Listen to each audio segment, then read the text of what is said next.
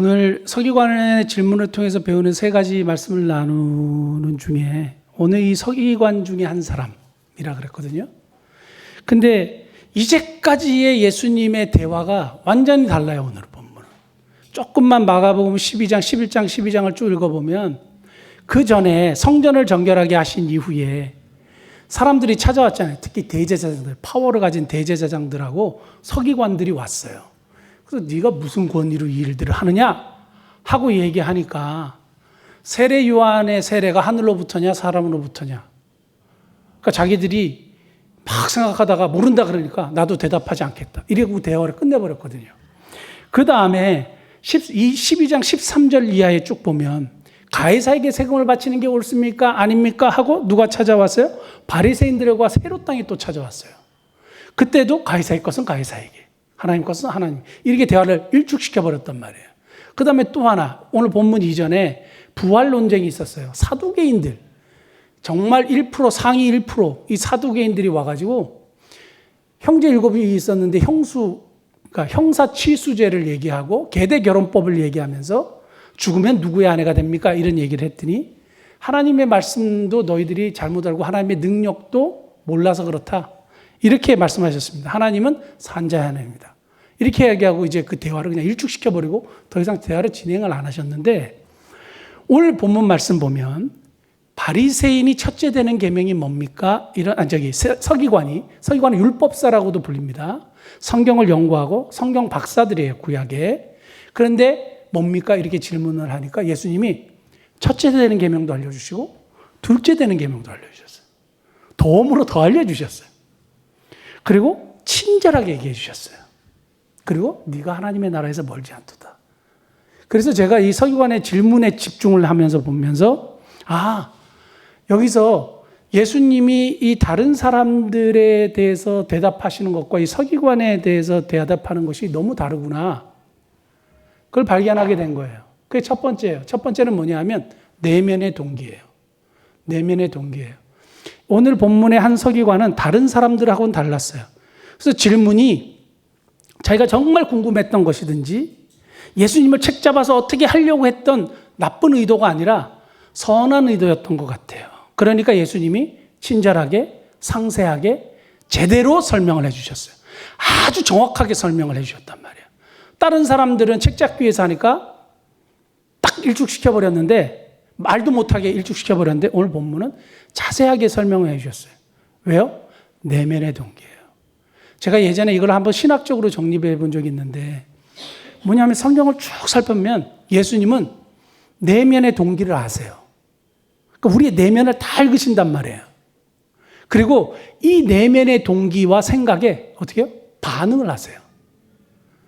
그리고 이 내면의 동기가 어떠냐에 따라 상벌을 허락하세요. 상을 주시기도 하고 벌을 내리시기도 하세요. 그러니까 우리가 내면에 악한 마음을 품고 내면에 막 이런 생각을 가지고 뭘 하고 이런 생각을 가지고 기도를 하잖아요. 그럼 주님이 그냥 듣고 너 그런 생각을 가지고 있니? 그리고 그냥 마시면 되는데 그러지 않는단 말이에요. 성경의 하나님은 우리의 내면의 생각에 동기에 반응하세요. 그리고 거기에 상이나 벌을 허락하신다는 거죠. 누가복음 12장에 무리 중에 한 사람이 내 형과 재산을 나누게 해주십시오 하고 예수님 앞에 딱 왔을 때 예수님이 한마디로 노해버렸어요. 그리고 뭐라 하는지 아세요? 상과 탐심을 물리치라 그랬어요. 네 마음의 탐심을 물리치라 그랬어요. 예수님이 그 마음에 무슨 생각과 무슨 욕심을 가지고 얘기하는지 다 아신단 말이에요. 그래서 기도할 때 저는 예전에는 무조건 기도했어요. 물론 지금도 무조건 기도하는 것이 나쁜 건 아닙니다. 그러나 무조건 내가 원하는 것, 내가 바라는 것. 주님이 내 내면을 아신다고 생각을 해보세요. 지금 내가 왜 기도하는지 모르시겠어요? 다 알죠. 그리고 내가 어떤 마음으로 내 자식을 위해서 기도하는지, 내 남편을 위해서 기도하는지, 왜 성공을 위해서 기도하는지, 왜 돈을 위해서 기도하는지, 부동산을 왜 기도하는지 다 알죠. 근데 그래서 우리가 어떤 마음을 가져야 돼요? 내면의 동기를 살펴야 돼요. 그래서 자신의 정욕으로 구하는 것은 절대 얻지 못합니다. 기도할 때, 신앙생활할 때, 내가 이 일을 할 때, 내면의 동기요. 사람들에게 보이기 위해서, 자랑하기 위해서, 나타나기 위해서, 인정받기 위해서 그런 것들이 우리 내면에 은연중에 쫙 깔려 있어요. 왜냐하면 우리가 타락한 아담의 자손이기 때문에 그렇지만 항상 우리의 내면의 동기를 살펴봐야 돼요. 예수님은 내면의 동기가 선한 서기관들에게 적대자이지만 친절하게 하나님의 말씀을 잘 설명해 주셨어요. 저는 이걸 보고 되게 은혜를 받았는데 내면의 동기를 하나님이 정확하게 아시는 겁니다. 제가 지난 주간에 이렇게 성경을 쭉 보다가 창세기에 저는 에서의 마음을 하나님이 아셨다는 걸 잘 몰랐어요. 그 구절을 몰랐단 말이에요. 창세기 27장 41절에 야곱이 에서의 그 장자권을 뺏어갔잖아요. 뺏어갔는데 성경에 이 말씀이 있더라고요. 눈에 팍 들어왔습니다. 그의 아버지가 야곱에게 축복한 그 축복으로 말미암아 에서가 야곱을 미워하여 뭐에? 심중에, 마음에 이르기를 아버지를 곡할 때가 가까워서 내가 야곱을 죽이리라. 마음속에 이걸 딱 품고 있었단 말이에요. 하나님이 이거를 딱 캐치하셨죠. 그래서 누구로 하여금 알게 하셨냐면 그 다음이 참 기가 막혀요. 42절. 맏아들 에서의 이 말이 리브가에게 들립니다. 심중에 생각했는데 리브가가 어떻게 알았을까요? 소모즈인가? 여러분 소모즈 아시죠? 나이가 드신 분들은 소모즈 600만 불의 사나이 슈퍼맨 나오기 전에 소모즈는 저 멀리서 얘기하는 사람의 귀를 듣잖아요. 근데 이거는 마음에 얘기한 거잖아요. 근데 하나님이 알게 하신 거죠. 저 말은 리브가에게 하나님이 알게 하셨다 이 말이에요. 에서의 행동이나 표정과 이런 걸 보니까 야곱을 죽이겠구나. 이런 생각을 가졌어요. 그런데 여기서 제가 또 은혜를 받은 것 중에 하나는 뭐냐면 누군가 악한 양심을 품고 해코지를 하려고 할 때 특히 하나님이 선택한 사람들을요. 해코지를 하고 오해를 만들고 막 힘들게 하잖아요. 근데 하나님이 보호하신다 이거예요. 그래서 야곱이 어떻게 돼요? 이스라엘이 돼요. 물론 어려운 시간을 겪지만 하나님이 선택한 사람들을 그냥 절대로 저렇게 심중히 죽여버려야지 하는 사람들의 손에 내버려 두시지 않는다 이 말이에요. 결국 야곱을 이스라엘을 만드시는 하나님이에요. 그래서 심중에 저런 생각을 막 품는 거 주님이 아시는구나. 이것도 감사하죠. 내 마음의 심중을 아시는 것은 내가 굉장히 두렵고 떨리는 마음으로 내 내면을 살펴봐야 되고 또 한편 심중을 아시는 것이 너무 감사한 것은 저렇게 해코지하려고 하는 사람들이 분명히 존재할 텐데 사탄의 역사로 분명히 저런 것들이 존재할 텐데 하나님이 보호하시는구나. 그래서 야곱을 리브가가 어떻게 해요? 라반의 집으로 보내잖아요. 그래서 베델에서 하나님을 만나고 사닥다리 오르락내리락 하는 건 영적인 체험을 하고 11조를 드리겠다고 하는 이런 일련의 역사가 여기서부터 등장하는 거거든요. 에서가 야곱을 죽이겠다고 한 저 시점부터 시작이 됩니다. 그리고 하나님의 보호와 하나님의 인도하심이 그때부터 이루어지는 건데 하나님이 참 이렇게 중심을 보시는 분이고 결국 하나님의 백성을 보호하시는 분이라는 것을 여기서 또 깨달을 수 있습니다. 여러분 하여간 그 서기관의 첫 번째 질문을 통해서 우리에게 첫 번째 가르쳐 주시는 것, 내면의 동기요. 저와 여러분들은 정말 선한 동기로 그리고 바른 동기로 하나님 앞에 기도해서 응답받는 복된 은혜가 있기를 원합니다. 자, 두 번째는 가장 중요한 계명, 가장 중요한 것, 가장 중요한 계명. 오늘 본문 말씀 보면 우리가 너무 익히 잘 아는 말씀인데요. 29절 한번 다시 보시면 그 서기관이 가장 첫째 되는 계명이 뭐냐? 그러니까 예수님이 첫째는 이것이니 이스라엘아 들으라 주 곧 너희 우리 하나님은 유일한 주시라 너 마음을 다하고 목숨을 다하고 뜻을 다하고 힘을 다하여 주 너희 하나님을 사랑하라 하신 것이 이게 어디 나오는 말씀인지 아세요? 이거는 신명기 6장 4절 5절 이스라엘 백성들의 주제와 같은 말씀이에요. 그래서 그 바리새인들 서기관들은 뭘 하고 다녔냐 하면 예전에도 제가 사진으로 보여주지만 경문 있죠. 테필린이라 그래가지고 머리에도 붙이고 미간에도 붙이고 손목에도 붙이고 기호를 삼고 하는 신명기의 말씀 있잖아요. 그걸 경문이라는 걸 만들어가지고 여기다가 두루마리를 집어넣었단 말이에요. 신명기 6장 4절 5절 이스라엘에 들으라. 이걸 쉐마라 그래요. 들으라라는 히브리어 단어를 쉐마 이스라엘 이렇게 돼 있습니다. 히브리어는. 그래서 많이 들어보셨죠? 쉐마 이스라엘. 쉐마 학교도 있어요. 그 쉐마 모두 있어요. 그게 들으라 적이거든요. 들으라 이스라엘아 우리 하나님 여호와는 오직 유일한 여호와이시니 너는 마음을 다하고 뜻을 다하고 힘을 다하여 너의 하나님 여호와를 사랑하라. 이 신명기 6장 4절 5절 말씀을 예수님이 인용하셔서 서기관, 율법을 너무 잘 아는 서기관에게 딱 제시하신 거예요. 자, 그 다음에 크고 이게 첫째 되는 계명인데 이게 1번 계명이란 얘기가 아니라 가장 중요한 계명이다. 이게 가장 중요한 계명이다. 그리고 가장 중요한 계명이 또 하나 더 있는데 그 또 하나 더 있는 게 뭐냐? 둘째는 이것이니 31절 내 이웃을 내 자신과 같이 사랑하라 하신 것이라 이보다 더 큰 계명이다. 이것도 예수님이 레위기 19장 18절 말씀을 인용하셨어요. 예수님은 하나님의 말씀을 무조건 다 인용하셨습니다. 19장 18절 원수를 갚지 말며 동포를 원망하지 말며 내 이웃을 사랑하기를 너 자신과 같이 사랑하라 나 여호와니라.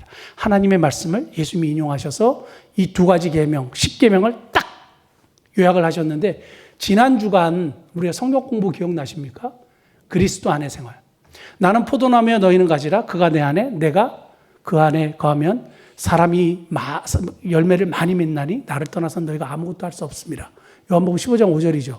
가지가 포도나무를 떠나서는 죽는 것과 같이 우리 그리스도인들이 예수님을 떠나면 아무것도 할 수 없고 죽은 목숨이다 이거예요. 그럼 어떻게 살아야 된다? 그리스도인들이 예수님 안에 거해야 된다. 그럼 예수님 안에 어떻게 거하느냐? 그래서 우리가 성경 공부를 했잖아요. 예수님 안에 거하는 게 뭐냐? 계명을 지키라 했어요, 예수님이. 그럼 그 계명이 뭐냐? 이거라는 거예요. 예수님 안에 거하는 길이 있는데 그게 뭐냐 하면 계명을 지키는 거래요. 그 계명이 뭐냐? 하나님을 사랑하는 것과 이웃을 사랑하는 거래요. 근데 이 하나님을 사랑하는 것과 이웃을 사랑하는 것이 뗄래야 뗄 수가 없는 관계인데 우리 목사님들의 설교나 그게 충분히 이해가 가요. 저도 이해가 가고. 우리는 하나님을 정말 너무 사랑하는데 이웃은 잘 사랑하지 못한다고. 맞죠? 우리가 하나님께 헌신도 하고 헌금도 하고 하나님을 참 사랑하는데 이웃은 잘 못 사랑한다고. 그런데 진짜 하나님을 사랑하면 이웃을 사랑하게 된대요.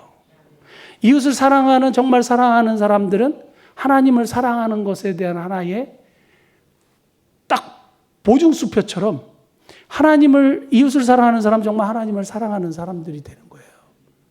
그러니까 우리가 여기까지 나가야 되는 거죠. 이 균형 있게 하나님 사랑과 이웃 사랑이 같이 나가야 되는 줄 믿습니다. 야고보서 2장 14절 17절 한번 볼까요? 여기는 믿음의 행위예요. 믿음의 행위인데 원수를 갚지 말며 동포를 원망하지 말며 야고보서 혹시 없습니까? 우리가 말로만 이웃을 사랑하면 무슨 소용이 있겠느냐 이거예요. 행동으로 믿음을 실천해야 되는데 그것이 이웃이 사랑한다. 이웃을 섬기고 사랑하는 거라 이거예요. 그 야고보 사도가 우리에게 가르쳐 주신 거거든요. 아주 중요한 겁니다. 근데 어쨌든 간에 이 예수님 하나님을 사랑하는 것과 이웃을 사랑하는 것이 늘 같이 가야 된다. 그래서 항상 내가 하나님을 사랑하면 이웃을 정말 사랑하고 있는가 돌아봐야 된다. 이걸 꼭 기억하실 수 있길 바랍니다.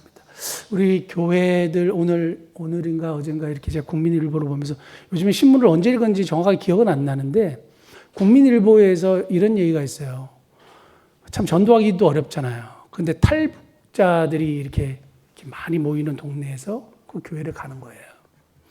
탈북민들이 교회를 가는데 교회에 여전히 상처를 받고 나와요. 그리고 그 교회를 안 가요. 그리고 교회를 안 다녀요.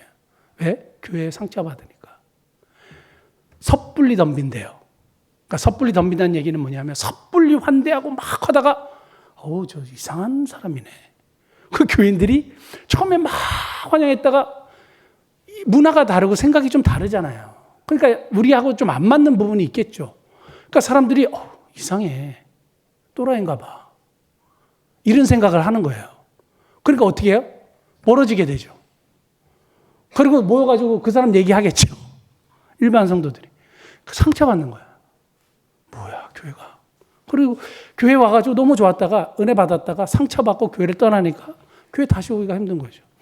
큰 교회든 작은 교회든 막 환영하고 있다가 자기 마음에 안 드니까 이상한가 봐. 섣불리 사랑하려고 섣불리 막 자기의 어떤 걸 자기 사랑으로 절대 사랑할 수 없어요. 주님이 주신 사랑으로 사랑하고 하나님의 사랑으로 사랑해야지 자기의 것은요 한계가 있어요. 그러니까 사람들이 상처받는 거예요. 내 사랑은 절대적으로 한계가 있습니다. 저와 여러분들의 사랑의 깊이가 얼마나 될 것 같아요? 이웃 사랑의 깊이가. 제가 소망의 집을 늘 섬기지만 제 사랑의 깊이가 어느 정도 되는 것 같아요? 한계가 있어요. 우리 사랑으로는 절대 그걸로 사람에게 감동을 줄 수도 없고 사랑할 수도 없고 변화시킬 수도 없어요. 제가 늘 말씀드리지만 기독교의 구제와 일반 사회의 구제가 다른 게 뭐냐? 딱 하나 있어요. 사회의 구제가 돈도 더 많고 더 잘해주고 더 맛있는 것도 사주고 더 많은 물질을 가지고 잘 섬겨요. 더 잘해요. 그런데 뭐가 달라요? 거기는 사람의 사랑을 전하는 거고 여기는 하나님의 사랑을 전하는 거고 기독교의 구제가 구별되는 이유 중에 딱 하나는 하나님의 사랑을 나누는 거예요. 교회 사랑도 아니고 뭐 기독교의 사랑도 하나님의 사랑을 나누는 거예요. 그래서 다른 거예요. 그래서 우리들의 작은 섬김이 그들의 마음에 감동을 주는 이유는 하나님의 사랑을 나누는 거기 때문에 그래요. 그래서 언제든지 내 사랑에는 한계가 있고 하나님의 사랑을 나누는 것인데 여러분 가장 중요한 것이 바로 하나님을 사랑하는 것과 이웃을 사랑하는 것 이거 잘 밸런스를 유지할 수 있길 바랍니다. 한 가지만 더 말씀드리면 25년 전에 저쪽 파주에서 수해가 났어요. 수해가 나가지고 아주 힘들었습니다. 특별히 이제 아이들, 신혼부부들, 요즘 이제 아이들 안 낳아서 문제지만 많이 이렇게 모이는 이렇게 지역이 있었나 봐요. 그래서 아이들 분유도 없고 기저귀도 없고 물에 다 잠겨가지고 막 어렵다는 이야기를 듣고 한 30대에 서민 부부가 결혼식을 제대로 못했대요. 그리고 신혼여행을 잘 못 갔대요. 그래서 우리 열심히 일해서 돈을 모아서 제대로 한번 해보자. 그래서 1,000만 원을 모았대요. 1,000만 원을 모았고. 그게 98년도니까 엄청 큰 돈이죠. 저 유학 갈 때 제가 97년도가 98년도 유학 갔으니까 1,000만 원 엄청 큰 돈이거든요. 그걸 탁 깨가지고 부부가 합의하에 그걸 어디로 보냈냐? 남양유업인가 매일유업인가 거기 가가지고 우유를 560만 원어치 아이들 분유 샀어요. 나머지를 뭐예요? 기저귀 샀어요. 그걸 트럭으로 보냈어요. 그래가지고 그 분유를 받은 제가 사진이 아직도 선한데요. 확 밝은 모습으로 사람들이 그 분유와 기저귀를 받는 이웃사랑은 말로만 하는 것이 아니라 행동을 하는 것이에요. 그래서 하나님을 사랑하는 것도 행동하는 것이고 언제든지 우리의 최우선이 하나님이시다 이거예요. 그리고 우리의 섬김의 대상이 이웃이다 이거예요. 그러면 여기에 뭐가 필요해요? 갑질이 필요하고 내가 행동으로 희생하는 것이 필요한 것이죠. 이런 것이 중요합니다. 마지막 세 번째 말씀 간단히 나누겠습니다. 오늘 본문 말씀 보면 특별히 예수님께서 34절에 그가 지혜있게 대답함을 보시고 이르시되 너가 하나님 나라에서 멀지 않다 그랬어요. 엄청 칭찬하셨죠. 근데 이 칭찬이 뭐 괜찮은 것 같지만 아주 완벽한 칭찬은 아니죠. 멀지 않다는 얘기는 가까이 갔다는 얘기지만 가까이 가지 못, 이제 아직 하나님 나라에 들어갔다는 얘기는 아니죠. 완성되지 않은 믿음이에요. 왠지 아세요? 지적인 동의만 해서 그래요. 지적인 동의만. 뭐까지 동의해야 돼요? 마음으로 동의해야 돼요. 지적과 심적. 그래서 전심으로 아멘하는 거예요. 뭐에? 주님의 말씀에. 신앙생활은 하나님의 말씀에 전심으로 아멘하는 거예요. 그래서 나에게 주신 좋은 말씀이든지 저주의 말씀이든지 어떤 말씀이든지 뭐예요? 아멘으로 받는 거예요. 이게 진짜 신앙이에요. 축복의 말씀만 아멘하는데 축복의 말씀 여러분 지금 신앙생활 수십 년 하면서 얼마나 많은 축복의 말씀 들었습니까? 아멘 해갖고 다 이루어졌어요? 취사 선택해서 그래요. 그리고 뽑아서만 이게 아주 골라서만 그래요. 아니에요. 어떤 말씀인지 아멘해서 하나님께 영광을 돌리는 거예요. 고린도후서 1장 20절 한번 볼까요?